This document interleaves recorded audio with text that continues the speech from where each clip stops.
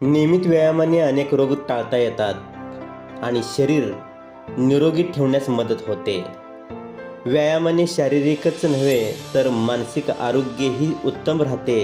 आजच्या धकाधकीच्या जीवनात व्यायामाची अत्यंत गरज आहे.